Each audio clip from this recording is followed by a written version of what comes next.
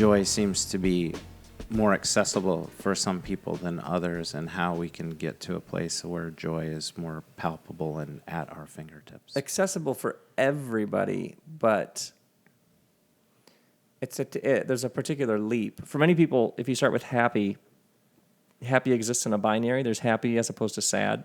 The same way there's positive thinking as opposed to negative thinking. Mm-hmm. Joy contains the full spectrum of the human experience.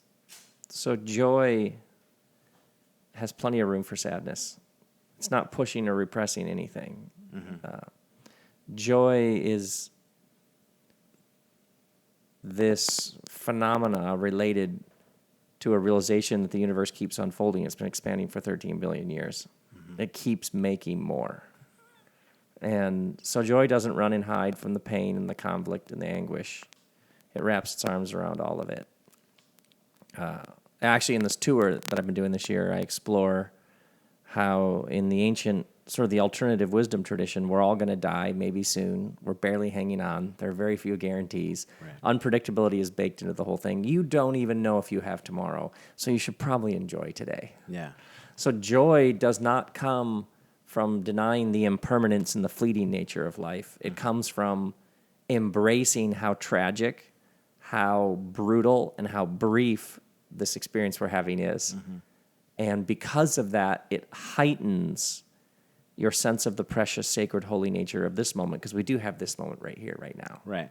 And across every tradition, the wisest ones were the ones who always had a bit of a wink. They were always in on the joke. Yeah. So when you brought your heavy weight of the world, the game's rigged, the sun's going to melt in 9 billion years, it's all the way it's good. Yeah, I know. Would you like a drink? Right. That joy wasn't floating above or leaving behind or denying. Joy was fully aware of just how this thing can break your heart in 1,000 ways. And because of that, we're going to be right here, right now, and actually enjoy it. And that just changes everything.